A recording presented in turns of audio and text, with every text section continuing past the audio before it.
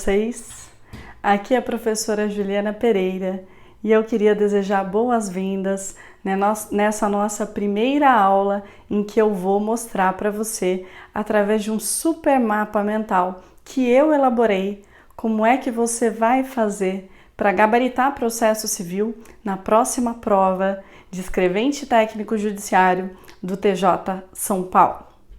Antes de nós começarmos a nossa aula, o primeiro recado que eu quero dar para você é o seguinte: essa aula ela só pode ser assistida através dos meus canais. Quais são os meus canais? Instagram, @prof. Juliana Pereira. A minha página no Facebook, aquela de curtir, você também vai me achar como @prof. Juliana Pereira. E também no meu canal do YouTube, Prof. Juliana Pereira. Se você está assistindo essa aula em qualquer outro canal que não sejam esses, ou o meu site, julianapereira.com.br, você pode estar assistindo uma aula desatualizada. Essa aula, então, ela é exclusiva dos alunos que já estão cadastrados no meu portal, ok? Então vamos lá, olha só. Eu preparei essa aula de Direito Processual Civil para vocês, me baseando em todos esses meus anos de estudo e de preparo, e preparando alunos para gabaritar processo civil no concurso público de escrevente técnico judiciário. Eu fui aperfeiçoando as minhas aulas. Como que eu faço esse aperfeiçoamento? Com a sua ajuda. Quando você me manda uma dúvida nova, uma pergunta de uma forma diferente, algo que você não entendeu, então ainda que você pense, poxa, eu não vou mandar essa pergunta para a professora Juliana, parece uma pergunta boba, como que eu não sei isso, eu deveria saber. Não se preocupe com isso, nenhuma pergunta é boba, então toda pergunta ela vai me ajudar a cada vez mais aperfeiçoar a aula e montar uma melhor aula para você, para todos os meus alunos. A sua dúvida pode ser a dúvida também de outro colega e, além disso, o que você não pode fazer é ir para a sua prova com dúvidas. Então você tem que estar preparado, seguro de que você vai sentar, vai fazer uma excelente prova e vai gabaritar a minha matéria. Por que é importante gabaritar processo civil? Em breve eu vou lançar um e-book gratuito em que eu vou explicar para você por que o processo civil é o pulo do gato na sua aprovação. Mas eu vou dar um breve resumo aqui para você antes de nós começarmos a nossa aula. Veja, processo civil é uma matéria que, além de extensa, muitos entendem que é uma matéria difícil e equivocadamente deixam essa matéria de lado.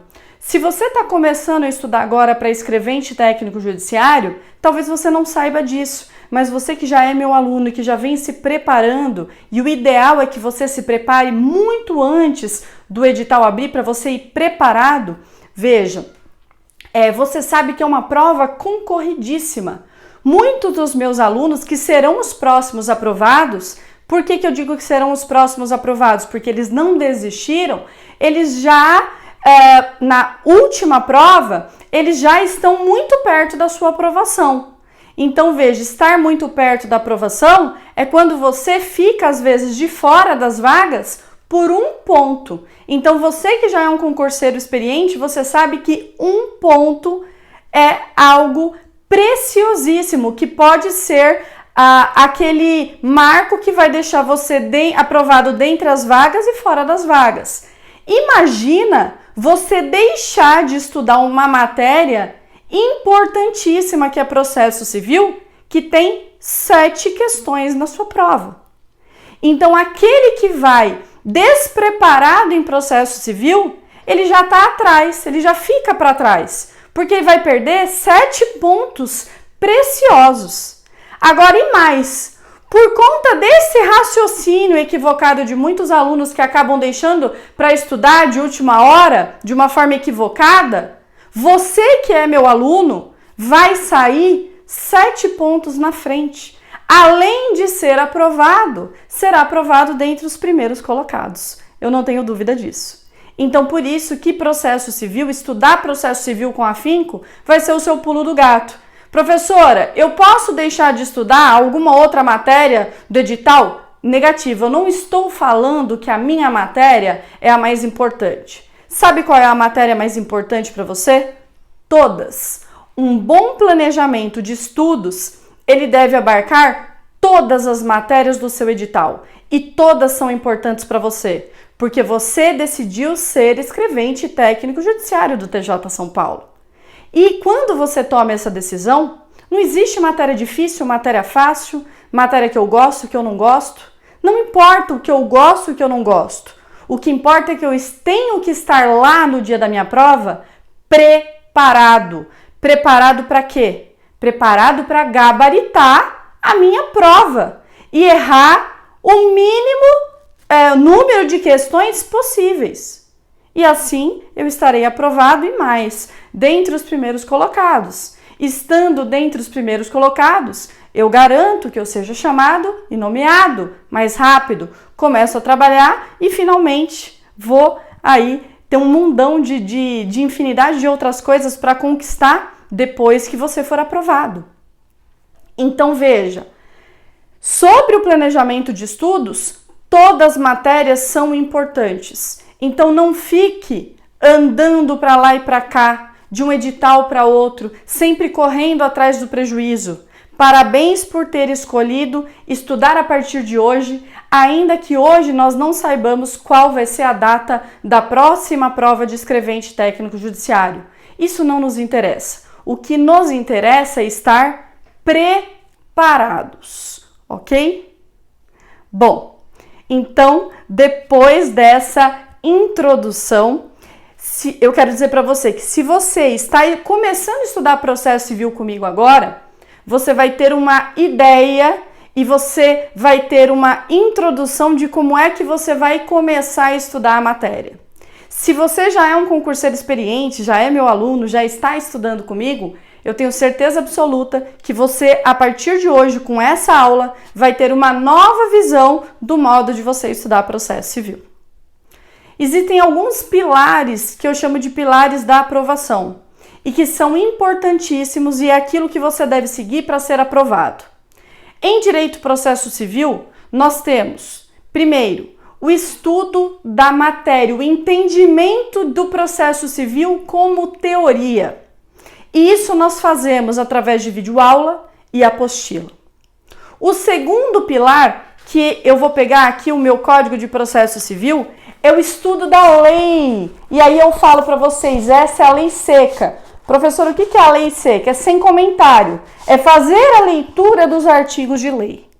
E o terceiro pilar é fazer exercícios. Uma infinidade de exercícios, repetir aqueles que você já fez. Se errou, não tem problema, eu vou entender por que eu errei e aquilo não erro nunca mais. E esses são os 3 principais pilares da aprovação. É você estudar a teoria com a explicação aqui da professora junto com a apostila, você fazer a leitura da lei seca e você fazer exercícios.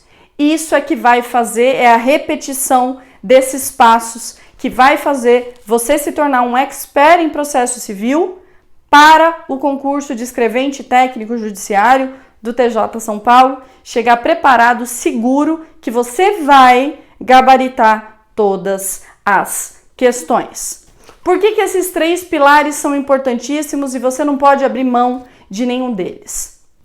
Veja, quando a professora aqui, que nem hoje, eu vou trazer para você um mapa mental, nós vamos começar a estudar processo civil. Você tem uma ideia da teoria, você fala, caramba, eu tinha uma ideia equivocada. Processo civil é tranquilo. Você vai ver que eu vou ensinar para você numa linguagem muito fácil. E é algo que você precisa aprender o caminho do processo, porque é justamente o seu trabalho. Você, como escrevente técnico judiciário, você vai ser o principal auxiliar do juiz na condução do processo.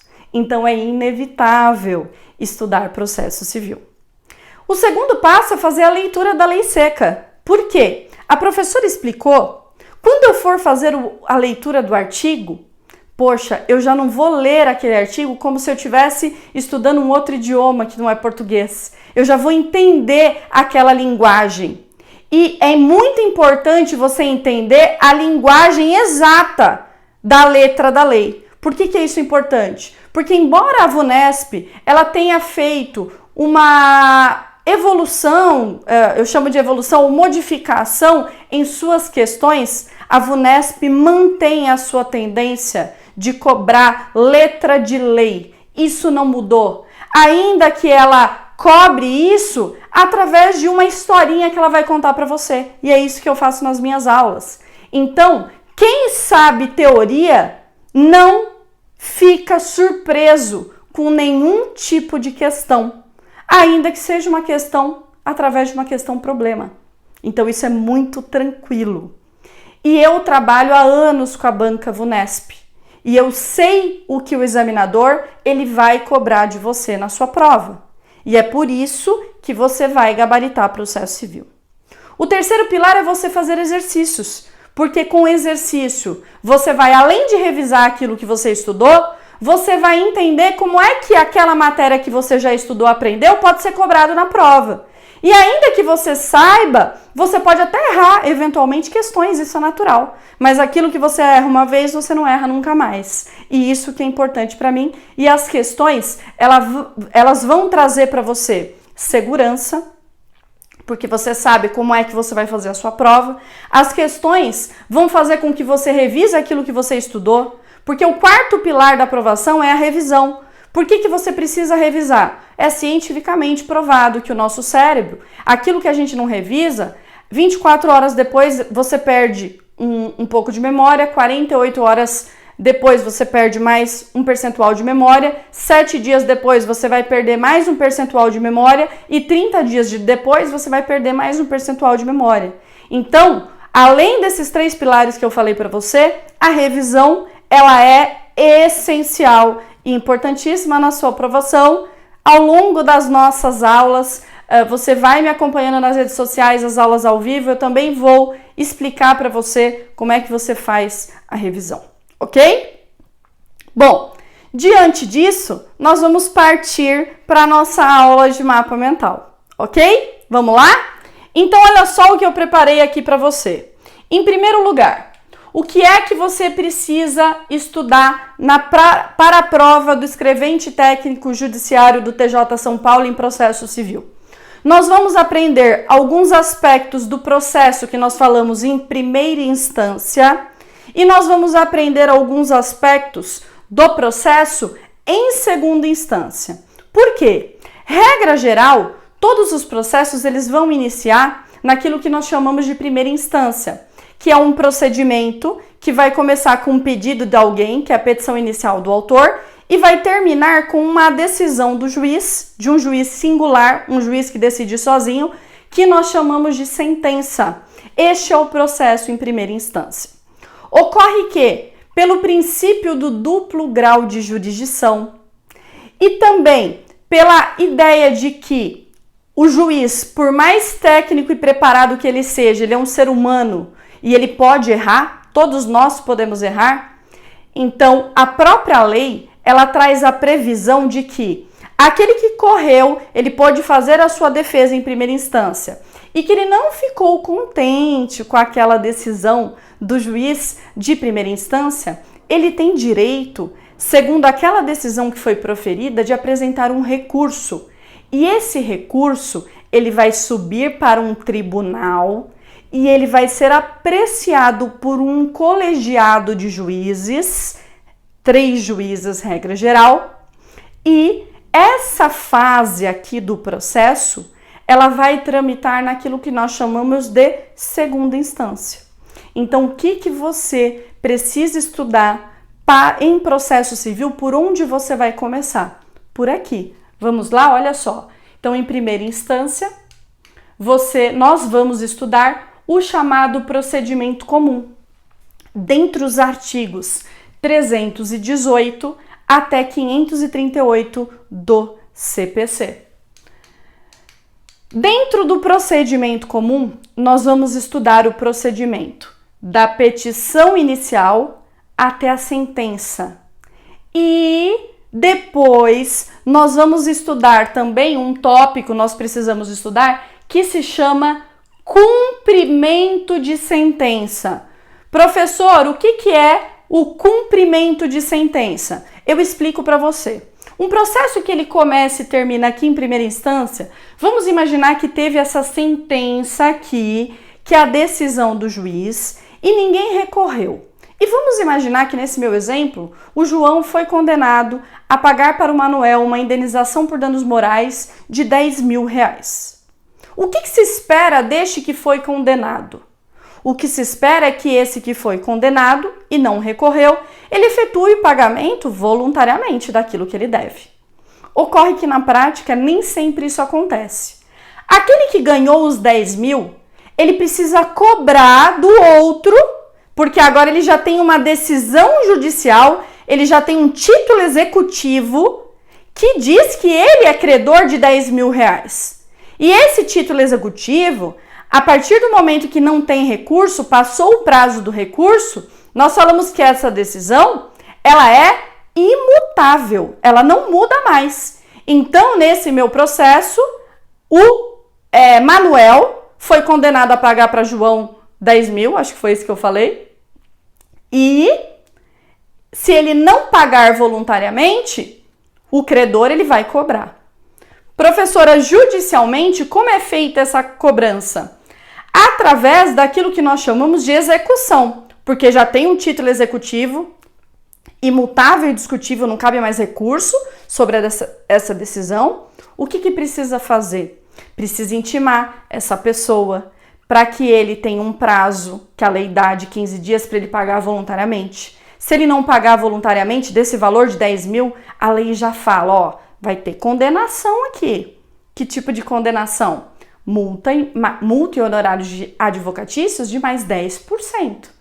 Essa fase que a gente se utiliza para executar aquele devedor que não pagou voluntariamente, nós chamamos da fase de cumprimento de sentença.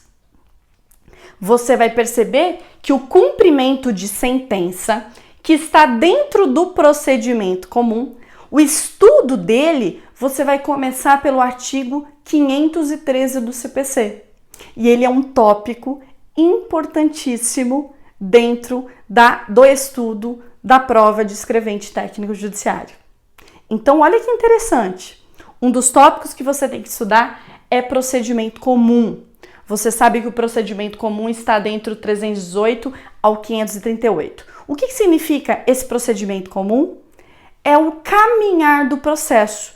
É a sequência de atos que nós chamamos de atos processuais, por meio do qual o processo vai se desenvolver. Você já sabe qual é o primeiro ato processual para o processo começar, que é a petição inicial do autor. Aí, dentro deste processo, vão acontecer várias sequências de atos processuais até chegar aqui, ó, a sentença do juiz, que é uma decisão do juiz de primeira instância que vai dizer se aquela ação é procedente ou não. Como eu disse para você, se não houver recurso, ele não vai subir para a segunda instância, que eu já vou mostrar para vocês, e se não houver pagamento voluntário, nós estudamos aqui a fase de cumprimento de sentença, que termina no artigo 538 que eu coloquei aí para vocês. Bom, dentro deste processo, dentro dessa sequência aqui de atos processuais, que vão da petição inicial até a sentença, antes de nós adentrarmos a essa sequência, existe o estudo de alguns outros tópicos que estão antes do procedimento comum no seu edital, que são impedimento e suspeição do juiz, e eu já explico para você por que você estuda impedimento e suspeição. Porque o juiz, ele deve ser imparcial. Ele não pode estar influenciado por nenhum fato a favor de um ou de outro no momento de julgar. E a própria lei, ela já vai trazer algumas causas que devem afastar esse juiz do processo. Por quê, professora? Ou porque ele está impedido, ou porque ele está suspeito. E esse é o primeiro tópico do estudo de Direito Processual Civil para o concurso de escrevente técnico judiciário, que é o tópico impedimento e suspeição do juiz. Só que, por que eu estou mostrando aqui o caminhar do processo, que é o procedimento comum, para vocês? Para que você possa entender a estrutura. Depois que você entendeu essa estrutura, tudo vai ficar mais fácil para você. Então vamos lá. Dentro ainda dessa introdução, nós vamos estudar os auxiliares da justiça. Quem são os auxiliares da justiça que nós precisamos estudar para esse concurso? Nós vamos estudar quais são as atribuições do escrevente técnico judiciário, que vai ser você. Então, quais são os atos processuais que você pode e deve praticar dentro do processo? Qual é o prazo que você tem para praticar esses atos processuais? E a gente estuda auxiliares da justiça. Depois do estudo de auxiliares da justiça, nós partimos para o próximo tópico, que é o estudo dos atos processuais. O que nós estudamos dentro de atos processuais? Veja, esse processo vai se desenvolver e ele tem vários participantes. E todo mundo vai praticar ato processual. O juiz pratica ato processual. Você que vai ser escrevente técnico judiciário pratica ato processual. O réu pratica ato processual. O juiz, ele vai praticar atos processuais e os principais que nós chamamos de pronunciamentos do juiz, que são a sentença, a decisão interlocutória e o despacho, eles também têm forma para ser praticado, eles também têm prazo para ser praticado. E aí, tudo isso nós estudamos dentre os atos processuais. Uma questão importante aqui dentro dos atos processuais é o seguinte: o processo inicial ele começa com um ato processual do autor, que é a chamada petição inicial que eu coloquei aqui para vocês. Veja, como que é essa relação jurídica processual, que é o aspecto externo do processo? O aspecto externo, você imagina um triângulo em que eu tenho aqui o autor que começa. Aqui em cima desse triângulo eu vou ter o juiz de direito. E quem é que nós precisamos chamar nesse processo para esse processo se completar e ele poder seguir? Nós temos que chamar o réu. E como é que é essa comunicação que o Poder Judiciário envia para o réu? Qual que é essa forma de comunicação? Isso nós chamamos de citação, que é o meio de comunicação de um ato processual para chamar o réu para integrar essa relação jurídica processual, para que ela esteja completa e esse processo possa seguir até a sua sentença. Então veja, as formas da citação, como que a citação ela deve proceder, nós estudamos também dentro de atos processuais, ok? Um tópico também muito importante e que em todas as provas de escrevente técnico judiciário isso foi cobrado, é o tópico tutelas provisórias, porque é um tema relativamente novo. Por que eu falo novo? Se você nunca estudou processo civil, não tem problema nenhum. Você vai já começar a estudar com aquilo que nós chamamos de novo CPC. O que é o novo CPC? Nós estávamos, até pouco tempo atrás, sob a vigência de um Código de Processo Civil mais antigo, que era o CPC de 73. Então, até 18 de março de 2016, os processos eles caminhavam sob a regra do CPC antigo. A partir de agora, a partir de 18 de março de 2016 e até hoje, nós estamos sob a vigência do novo CPC. E alguns alunos que estudavam sob a vigência do CPC antigo, eles tiveram que adaptar o seu estudo com as novas regras daquilo que nós chamamos de novo Código de Processo Civil, que é a Lei 13.105 de 2015. Ok? E aí, dentro desse novo CPC, surgiu uma nova forma do estudo das tutelas provisórias. E as tutelas provisórias é um tema muito interessante que a gente estuda do artigo 294 até o artigo 294 até o 311 do CPC, e os alunos acham aquele tema o mais difícil, um monstrinho do CPC, mas não é.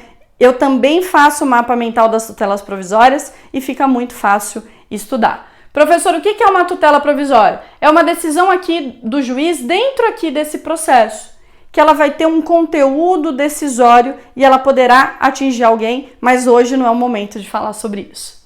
Bom, o processo em segunda instância, como eu falei para vocês, nós vamos estudar um outro tópico, que é o tópico recursos. E aí o tópico recursos, nós vamos estudar dos artigos 994 até o 1026. Então, quais são os recursos e qual é a forma do andamento do processo em segunda instância. Além disso, para escrevente técnico judiciário, você vai estudar comigo duas leis especiais, que é a Lei 9.099 de 95, que ela trata do Juizado Especial Civil Estadual, e a Lei 12.153 de 2009, que ela vai tratar do procedimento especial do Juizado Especial da Fazenda Pública. Professor, o que significa isso? Primeiro a gente vai aprender aquele procedimento comum que eu mostrei ali para você, passo a passo. Só que existem dois procedimentos especiais que eles são diferentes do procedimento comum, que eles servem para aquelas causas que nós falamos de causas de menor complexidade. E essas causas de menor complexidade, o processo vai caminhar mais rápido, vamos ter algumas regrinhas especiais. E aí, dentro dos juizados especiais, a gente vai estudar esse procedimento, mas aquilo que ele o diferencia do procedimento comum, quando chega nesse tópico, você tá craque em procedimento comum. Vamos lá! Como é que começa, professora? Como que é o mapa do procedimento comum? E aí se você está estudando comigo, você teve a possibilidade de baixar essa aula para você ir acompanhando. O procedimento comum, ele começa com aquilo que eu falei para você, que é a petição inicial. Essa petição inicial, as regras dela estão regulamentadas aqui dentro dos artigos 319 até 324 do Código de Processo Civil. Depois esse processo ele vai caminhar para aquilo que nós chamamos de registro ou distribuição, que é quando o processo ele vai ser registrado lá no fórum e ele vai ganhar um número de identificação. O procedimento do registro ou distribuição, que está disciplinado dentro dos artigos 284 até 290 do CPC, atenção, ele não é um tópico da prova de escrevente técnico judiciário, mas ele cai em vários outros concursos públicos. Continuando, como é que esse processo ele vai seguir? Ele vai seguir com aquilo que nós chamamos de autuação. Professor, o que é autuação e por que essa autuação ela deve ser realizada em 5 dias? Primeiro, quem é que vai realizar esse ato processual que nós chamamos de autuação? Você, que vai ser o meu escrevente técnico judiciário. O que é a autuação? Pensa, hoje, grande maioria dos processos já começam de forma eletrônica. Mas pensa naquela época que o processo era tudo físico e ainda tem processo físico. Você chegava num cartório do fórum, aquelas estantes infindáveis de processo, um do lado do outro. Cada processo, ele ganha, quando ele chega, primeiro no registro de autuação, um número. Depois ele ganha uma capa, essa capa vai ser colocado lá. Qual é o tipo de processo, qual é a natureza, qual vara ele tramita, nome do autor, nome do réu, nome dos advogados. Então veja, essa autuação é como se fosse colocar uma capa lá no processo. E quem faz esse ato processual é você, que vai ser escrevente técnico judiciário, e a gente estuda isso dentro de atos processuais, artigo 206 do CPC, dê uma olhadinha no que é autuação pelo artigo 206. Por que eu estou falando aqui que essa autuação ela deve ser realizada no prazo de 5 dias? Aí já vou ensinar mais um tópico aqui para você de atos processuais. Quando nós estudamos atos processuais, você vai aprender que o escrevente, ou o chefe lá de secretaria, ele tem prazo. Prazo para quê? Para enviar os autos à conclusão do juiz e prazo para executar atos processuais em geral. Qual prazo é esse? Para enviar os autos à conclusão do juiz, 1 dia, e para executar atos processuais, 5 dias. Por isso que eu já coloquei aqui o prazo para você. Bom, depois dessa autuação, você que é escrevente técnico judiciário vai enviar os autos à conclusão. Conclusão do juiz. Quem é aquela pessoa que pode proferir decisões dentro do processo? Só o juiz. E qual que é o prazo que você tem depois que você executou um ato processual, que é a autuação, para enviar os autos à conclusão do juiz? O prazo para enviar os autos à conclusão, 1 dia. Como eu disse para você, esse juiz, que é aquele que vai proferir decisões dentro do processo, ele deverá ser imparcial. Por isso que antes do procedimento comum, nós estudamos, que é o primeiro tópico, é a primeira aula do escrevente técnico judiciário, depois dessa aula introdutória, é a aula de impedimento e suspeição do juiz. Seguindo aqui, como é que esse nosso processo vai encaminhar? O que esse juiz ele vai fazer quando ele recebe essa petição inicial do autor que já ganhou uma capinha e que esse processo está prontinho para começar os próximos atos processuais? Esse juiz ele vai analisar essa petição inicial e ele vai verificar se essa petição inicial ela obedeceu os requisitos dos artigos 319 até 324. Se o juiz verificou que essa petição inicial do advogado do autor ela está perfeita, ela obedeceu todos os requisitos, ela tem endereçamento, ela tem a qualificação das partes, ela tem o pedido certo e determinado, ela tem o valor da causa, ela tem o endereço das partes, o juiz ele vai deferir essa petição inicial. Ele recebe, ele aceita essa petição inicial. Por quê? Porque ela cumpriu os requisitos dos artigos 319 até 324, que nós estudamos, quando nós começamos a estudar procedimento comum, a gente vai analisar esses artigos aqui. Bom, se esse juiz deferir essa petição inicial, ele aceita, ele vai analisar aquele pedido e ele pode tomar duas decisões ao deferir essa petição inicial. Como assim, professora? Olha só. Ao deferir essa petição inicial, e você vai dar uma olhadinha nessa regra no artigo 334 do Código de Processo Civil, esse juiz, ele poderá proferir já uma sentença. E essa sentença nós chamamos ela de sentença de improcedência liminar do pedido. Como assim, professora? Você está me dizendo que pode ser que tenha um processo que ele comece e termina sem que o réu tenha sido citado? Ou seja, aqui, professor, o réu nem teve oportunidade de defesa, você ainda não me explicou como é que é uma audiência, quais são os passos do processo até ele chegar à sentença. Como que você está me dizendo que um juiz ele vai deferir a petição inicial e ele já vai terminar com esse processo? Porque a sentença é a decisão do juiz que encerra o processo. E ainda mais aqui, o juiz está encerrando esse processo sem ao menos citar o réu para que ele possa ter o seu direito de defesa? Isso é possível? É possível neste caso específico, em que o juiz poderá proferir essa sentença, que é uma sentença de improcedência liminar do pedido. Então veja, essa sentença, eu já vou explicar para vocês, a improcedência liminar do pedido é o seguinte, é um processo que dispensa a fase instrutória. O que significa isso? Dispensa a produção de provas. A prova ela já é documental e ela já foi juntada na petição inicial do autor. E o juiz sabe que, naquele caso, porque ele se enquadrou nos requisitos da lei que a gente vai ver, ainda que o juiz chame o réu, dê oportunidade de ele apresentar a sua defesa, o juiz já sabe que ao final a decisão dele vai ser aquela. Ou seja, ele só vai perder tempo em chamar o réu, em marcar audiência de conciliação. E aí, logo de cara, dispensando a citação do réu, o juiz já acaba com esse processo e ele profere uma sentença de improcedência liminar do pedido.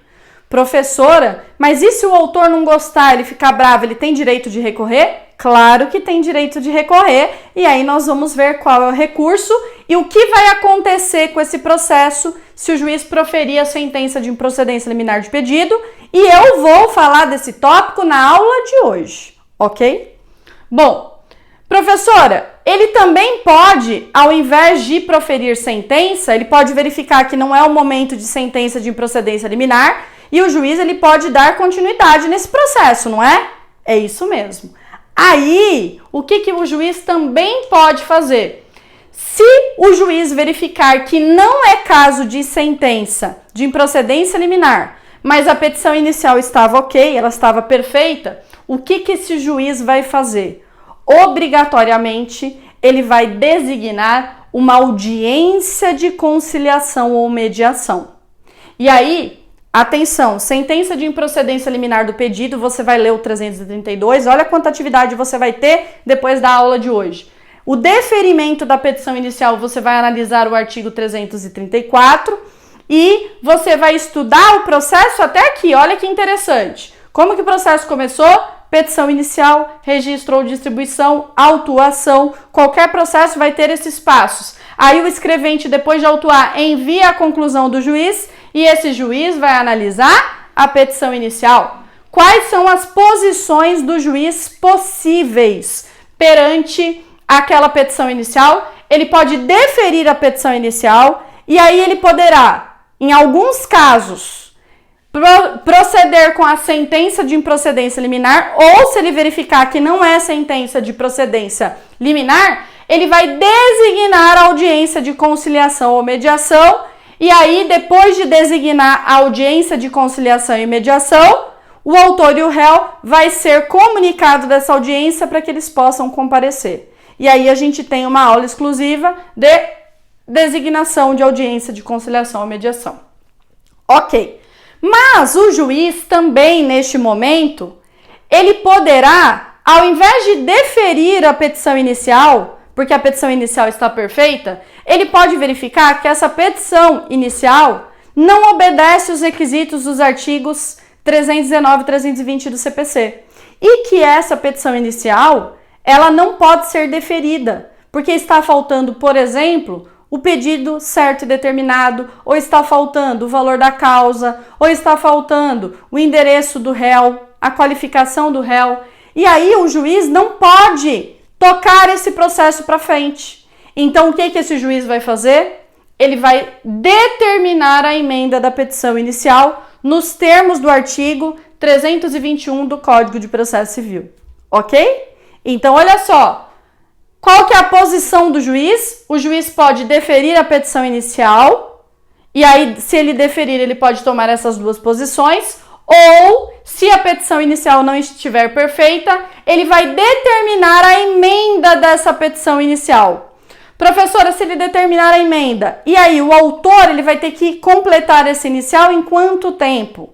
Em 15 dias. E professora, o que vai acontecer com o processo daqui para frente? Ou, o que vai acontecer com o processo daqui para frente? Ou, se o juiz marcar audiência de conciliação, o que vai acontecer com o processo? A gente vai continuar estudando esses tópicos através dos mapas mentais. Esse é o primeiro que você tem para você estudar. Vamos lá? Então, olha só.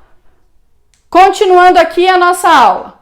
O juiz, ele poderá, continuação do processo, vamos para a continuação? Ele pode deferir a petição inicial, como eu disse para vocês. Agora, um pouco maior aquilo que estava lá no outro slide. Ou ele pode determinar a emenda da petição inicial.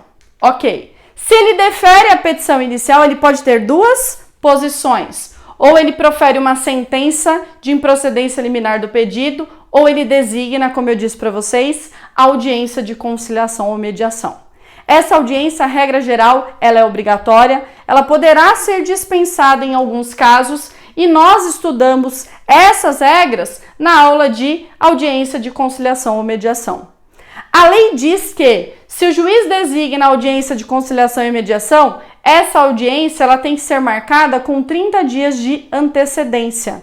Isso significa que o autor, quando ele deu início lá na petição inicial, ele não sabia a data dessa audiência. Então, a partir do momento que o juiz marca essa audiência, o autor ele será intimado através do seu advogado e essa intimação ela tem que ser com 30 dias de antecedência da data que essa audiência foi marcada. E quem é que ainda não foi chamado nesse nosso processo? O réu. Como é que o réu é chamado? Através da citação. Então, neste momento, quando o juiz designa essa audiência, o juiz vai intimar o autor através do seu advogado. Você vai olhar o 334, parágrafo 3º do CPC, e o réu, ele vai ser citado, porque a citação é um meio de comunicação para o réu integrar a relação jurídica processual. E aí, aqui, o réu ele vai ser citado e a lei diz que ele tem que receber essa citação com 20 dias de antecedência da data que essa audiência foi designada. E as regras da citação nós estudamos, como eu disse para vocês, dentro dos atos processuais.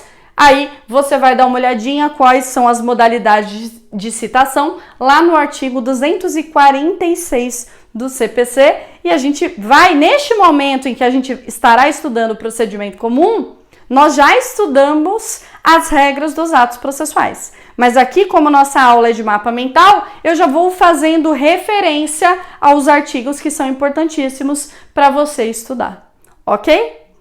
Bom, daqui para frente, independentemente se o juiz profere uma sentença de improcedência de liminar do pedido, o processo vai ter um caminhar. Depois dessa audiência, professora, aconteceu essa audiência, teve acordo ou não teve acordo, o que vai acontecer? Existe uma aula que a gente estuda o processo também daqui para frente. Ou, como eu disse para vocês, o juiz ele determina a emenda da petição inicial. Porque se essa petição inicial não está perfeita, o juiz não pode deferi-la. E aí, antes do juiz analisar essa petição inicial, o juiz é obrigatoriamente, você vai dar uma olhadinha nos artigos 320, 321 do CPC, o juiz ele precisa determinar a emenda da petição inicial.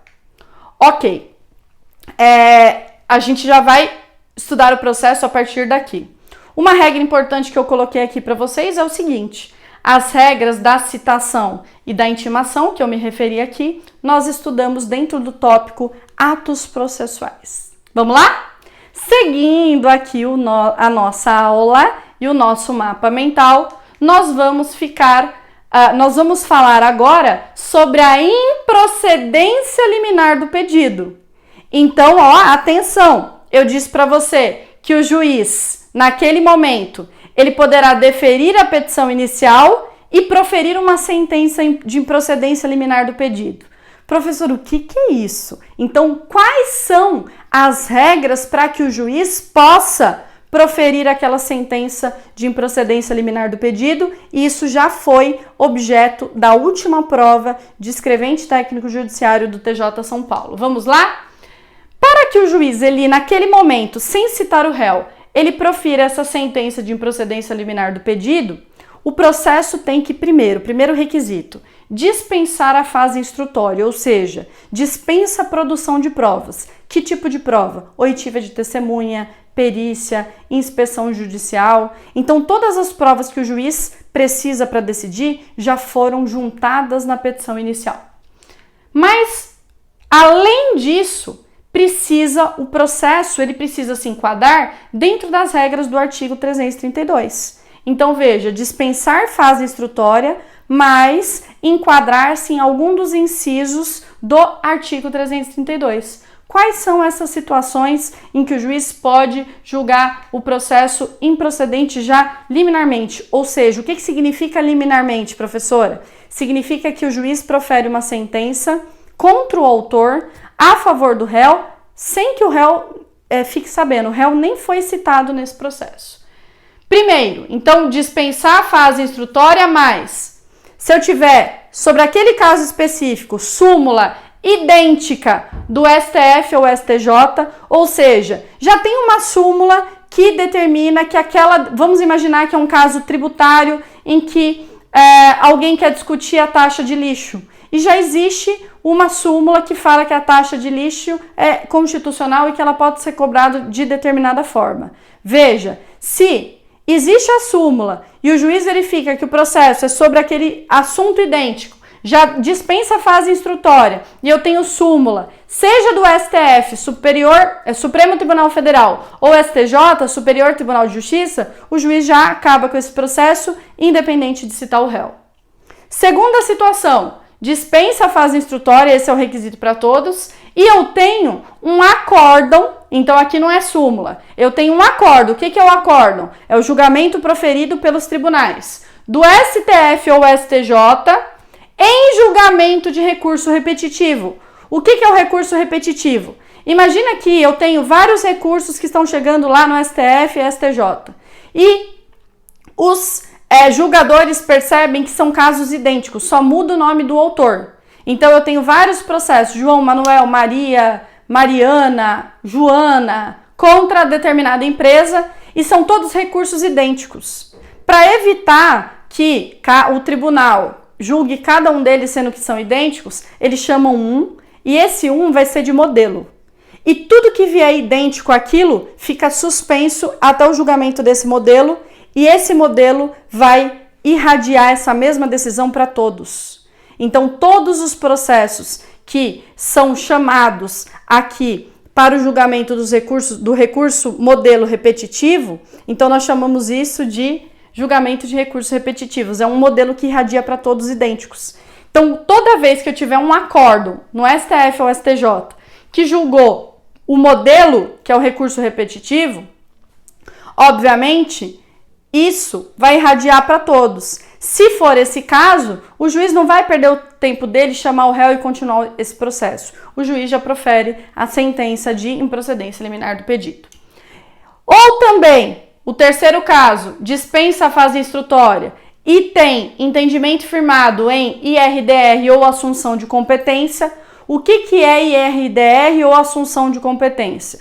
Também são, aqui o IRDR é incidente de resolução de demandas repetitivas e a assunção de competência também vai tratar desses casos que eu falei para vocês. Eu tenho um que vai ser julgado e esse aqui vai servir de modelo e vai irradiar para os demais. Se eu tenho um entendimento firmado, que é um entendimento que a corte ela usou aquele processo para modelo e firmou aquele entendimento, e esse entendimento foi firmado através desses dois procedimentos, que é o IRDR ou assunção de competência, também o juiz pode julgar a sentença, pode proferir a sentença liminarmente. Uma atenção importante aqui.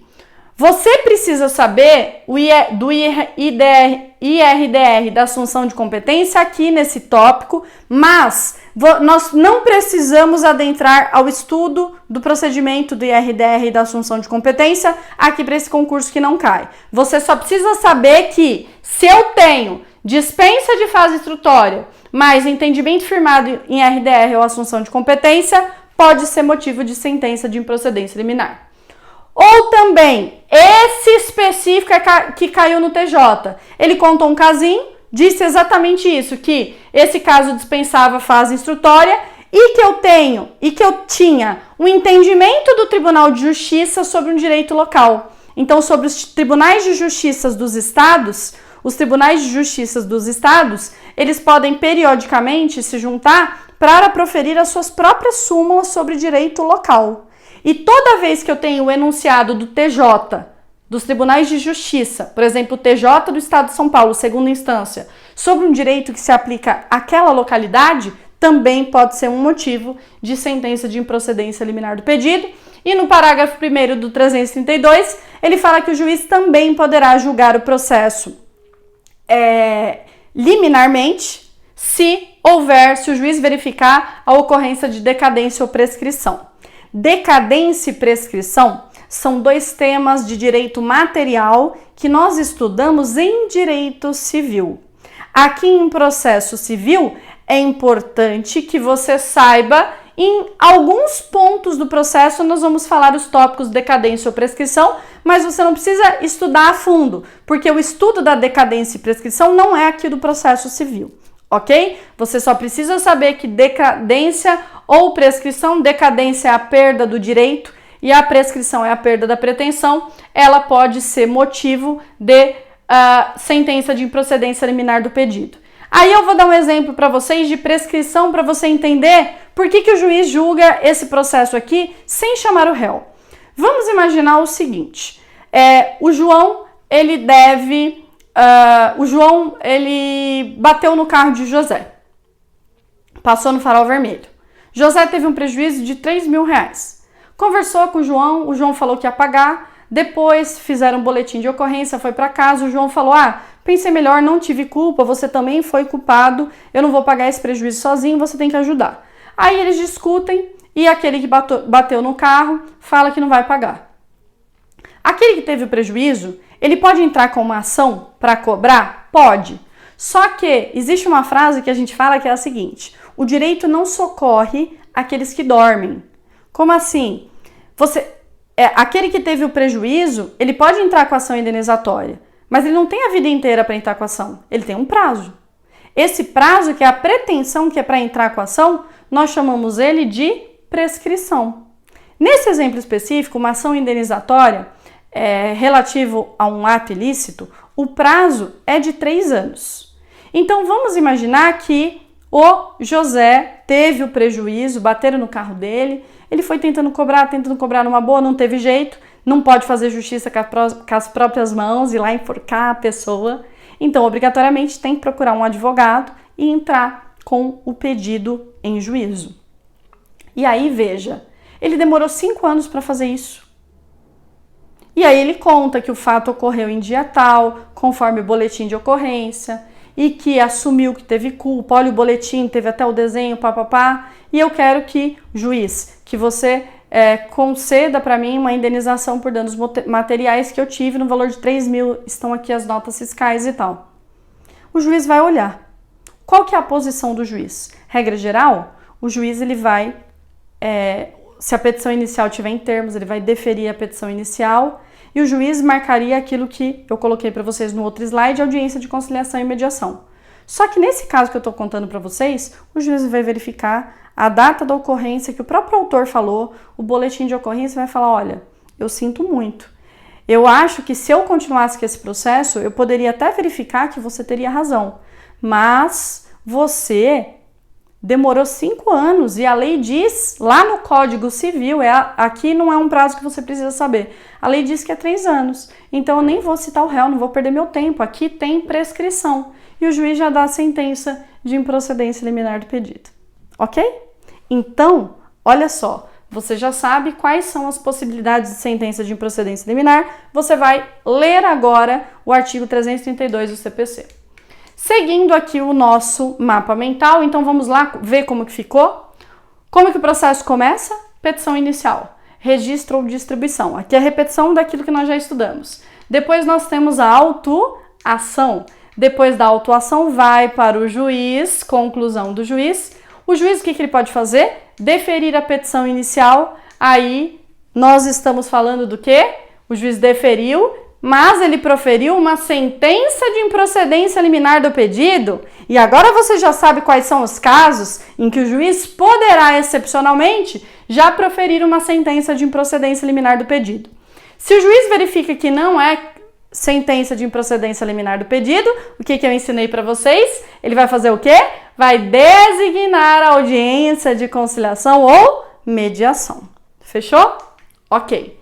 Bom, vamos lá. Você já sabe quais são as hipóteses de sentença de improcedência liminar do pedido. Professora, se o juiz profere uma sentença de improcedência liminar sem chamar o réu e o autor ele não concorda, ele acha que o juiz errou, o que vai acontecer com esse processo? Vamos lá? Vamos saber? Então vamos lá? O juiz proferiu a sentença de improcedência liminar do pedido. Quem é que estava aqui neste processo? Somente o autor com a sua petição inicial, porque o réu ainda não foi chamado. O que o advogado do autor ele poderá fazer? Lembra lá no primeiro slide que eu disse para vocês do processo em segunda instância? Então veja, e aí eu falei para vocês dos recursos. Professora, contra essa sentença do juiz que julgou o processo improcedente liminarmente, o que o autor pode fazer? O autor pode tomar 2 posições.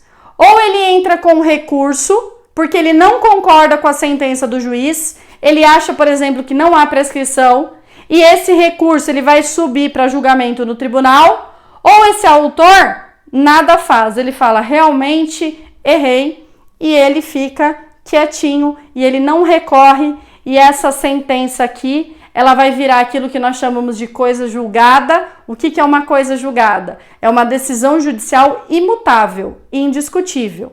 É aquela que não pode mais ser discutida. Porque o juiz proferiu e o interessado não recorreu.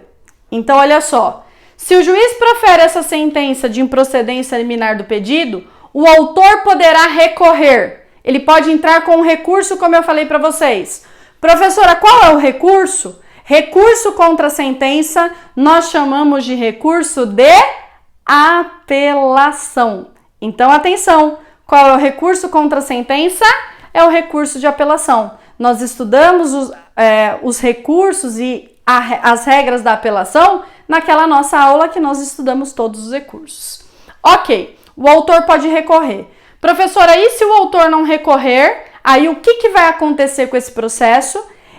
Primeiro, antes, o réu, aquele que não participou do processo, ele é intimado do trânsito em julgado, ou seja, se o autor não recorre e ele tem o prazo de 15 dias para apresentar essa apelação, essa sentença do juiz, ela vai transitar em julgado, que é um efeito material que vai tornar aquela sentença indiscutível e imutável. O autor nunca mais vai poder entrar em juízo para tratar desse assunto.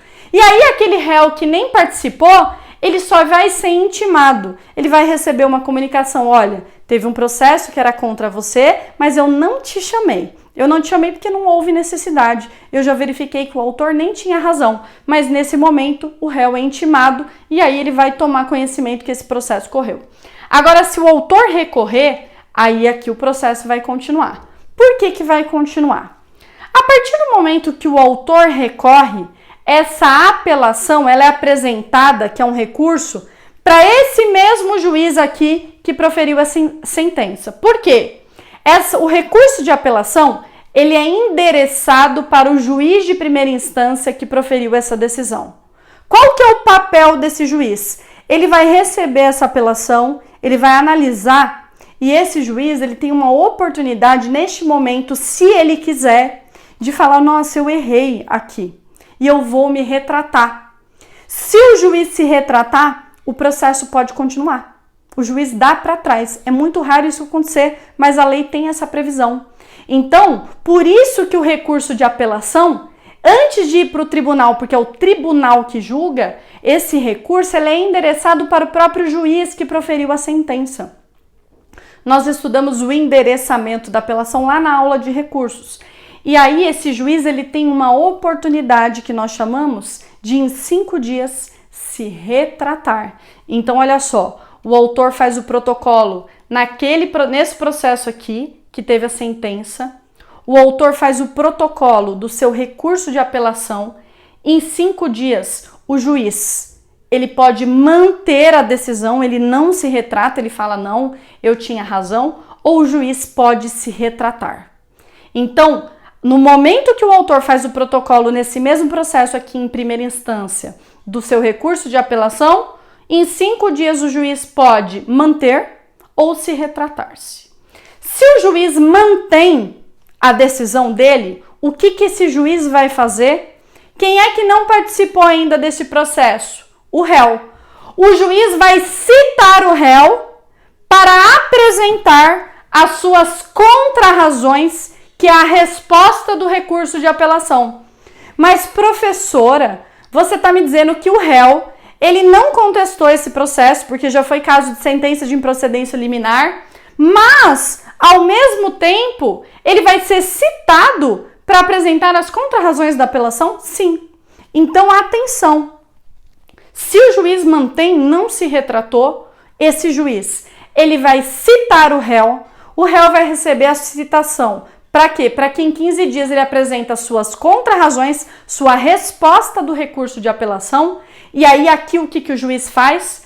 Após a apresentação ou não das contrarrazões, porque o réu ele pode receber a citação e também se manter inerte, esse juiz ele vai pegar este processo e encaminhar para o tribunal, porque é o tribunal em segunda instância que faz o julgamento do recurso de apelação, ok?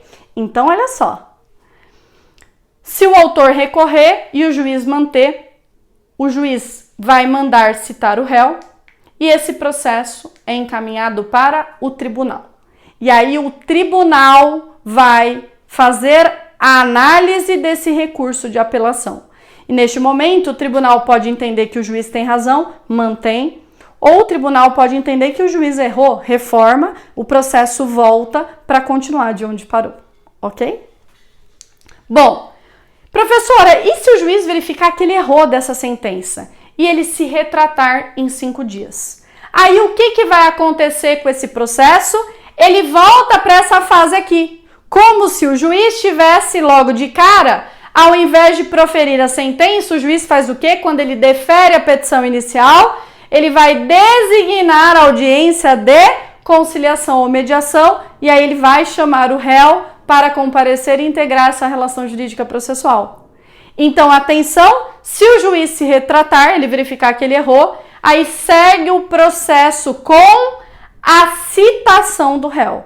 E aí o processo vai seguir daqui para frente, como se o juiz inicialmente tivesse deferido essa petição inicial. Vamos lá? Faz um print aqui dessa tela, se você não fez o download do material, e a gente vai seguir a nossa aula de mapa mental da seguinte forma. Eu não disse para você que quando o juiz, olha só, você que é escrevente técnico judiciário enviou os autos à conclusão do juiz. O prazo que você tem para enviar os autos da conclusão é de 1 dia. Você enviou a conclusão, o que o juiz pode fazer? Ele pode deferir a petição inicial ou ele pode determinar a emenda da petição inicial, ok? Professora, se o juiz determina a emenda da petição inicial, qual que é a sequência desse processo? Vamos lá? Olha só, juiz verificou que a petição inicial não estava em termos e determinou a emenda da petição inicial. No prazo de 15 dias, o autor, regra geral, ele vai emendar a petição inicial, ok? Mas esse autor pode se manter inerte e ele pode não emendar aquilo que o juiz requereu. E aí, se ele não emendar, o que vai acontecer? Vamos lá? Se o juiz não defere a petição inicial, determina a emenda e o autor emenda a petição inicial, por exemplo, o juiz fala que faltou o valor da causa, em 15 dias o autor, através do seu advogado, traz o valor da causa, o processo vai seguir. Seguir como? Com aquele passo que eu falei para vocês quando o juiz defere a PI. Se o juiz defere a PI, ele vai designar a audiência de conciliação e mediação. Então, o juiz determinou a emenda, o autor emendou no prazo de 15 dias que a lei determina, o processo segue e o juiz vai designar a audiência de conciliação e mediação e a gente precisa estudar depois o processo daqui para frente, ok? Eu quero que você dê uma olhadinha aqui no artigo 321 do Código de Processo Civil. Se o autor se mantém inerte e não emenda, veja, essa petição inicial não obedeceu os requisitos da lei. E o juiz ele vai ter que indeferir essa petição inicial. E o juiz ele vai indeferir essa petição inicial e extinguir este processo através de uma sentença. O que é a sentença? A sentença é a decisão do juiz que vai pôr fim a esse procedimento comum que nós chamamos de fase de conhecimento, que vai da petição inicial através da sentença. Só que a sentença, ela pode ser tanto depois de acontecer todos os passos, teve audiência de conciliação e mediação, depois vamos imaginar que teve audiência de instrução e julgamento para ouvir testemunhas e o juiz tem condição de julgar, ele profere uma sentença de mérito. Só que se o autor não emenda a petição inicial, o juiz não tem nem condição de continuar com esse processo, porque essa petição ela tem um defeito processual que impede o juiz de chegar até mesmo ao mérito desse processo. Aí veja, se o autor não emenda a petição inicial, o juiz ele vai proferir uma sentença de indeferimento da petição inicial e ele vai extinguir esse processo. Essas regras eu quero que você dê uma olhadinha dentre os artigos 321, parágrafo único e 331 do CPC. Então, 321, parágrafo único e 331 do CPC. Se o autor não emenda, acabou o processo. Extinção do processo, sentença. Professora, você disse que quando o juiz profere uma sentença, lá quando você me explicou sentença de improcedência liminar, você disse que é cabível um recurso lá, recurso de apelação. E dessa sentença aqui, que extingue o processo indeferindo a petição inicial? Se o autor não concordar, porque o réu aqui ainda não foi chamado, ele pode recorrer? Pode. Qual o recurso? Apelação. Da mesma forma que nós estudamos a sentença de improcedência liminar do pedido. Então, atenção, olha só, se o autor não emenda, o juiz profere uma sentença, o juiz, então, como eu disse para vocês, ele indefere a petição inicial. Bom, dessa sentença, o autor poderá recorrer, como eu disse para vocês, através do recurso de apelação. O que vai acontecer se o autor recorrer? A gente já vai ver no próximo mapa. Professora, e se o autor verifica que ele realmente pisou na bola? Ele deveria ter emendado a petição inicial e não emendou. Aí ele nem vai recorrer. Se ele não recorrer, atenção, deverá haver a intimação do réu para que o réu seja informado do trânsito em julgado. Porque aí o réu fica sabendo, ó, teve um processo contra você, mas o juiz indeferiu a petição inicial e ele vai ser informado disso. Ok? Então, atenção, dessa sentença em que o juiz defere a petição inicial, o autor pode recorrer, a gente já vai ver os passos do recurso, ou se o autor não recorre, é o escrivão, é você que vai intimar o réu para informar ele do trânsito em julgado. Por que não citar, professora? Porque aqui a citação é um meio de comunicação para o réu integrar a relação jurídica processual. Agora, aqui não é para ele integrar, é só para ele ficar sabendo que houve um processo contra ele e que a petição inicial foi indeferida. Por isso que nós falamos que o ato processual aqui de comunicação é intimação e não citação, ok? Seguindo aquele passo que eu falei para você, se o autor recorre e o recurso cabível para reformar uma sentença é a apelação, que tem um prazo de 15 dias, o que vai acontecer no processo? Então, atenção, a apelação, ela tem prazo de 15 dias, os prazos dos recursos nós estudamos nas aulas de recursos, em 5 dias pode haver ou não aquela mesma retratação que eu acabei de explicar para vocês no procedimento anterior. Então, se o autor recorrer, em 5 dias o juiz pode manter ou o juiz pode se retratar, ok? Se o juiz mantém a decisão, ele fala, não, realmente a petição inicial, essa sua apelação, o autor não tem razão de ser, porque você não emendou a petição inicial. Se o juiz manter, aí o que vai acontecer? A mesma situação. O réu, que não integrou esse processo, ele vai ser citado. Por que ele vai ser citado? Porque ele vai ser citado para integrar esse processo e responder ao recurso. E aí, após a citação do réu, apresentado ou não a resposta do réu, este processo é encaminhado para o tribunal para decidir se esse juiz errou ou se esse juiz acertou, ok? Bom, e se esse juiz, ele se retrata, ele muda de ideia, ele fala, poxa vida, e ele tem 5 dias para se retratar ou não.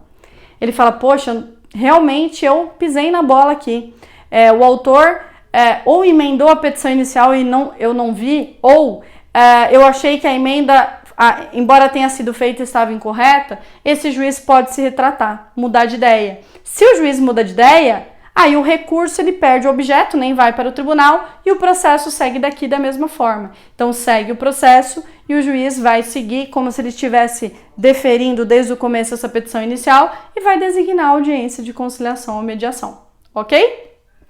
Então, o que eu quero dizer para vocês?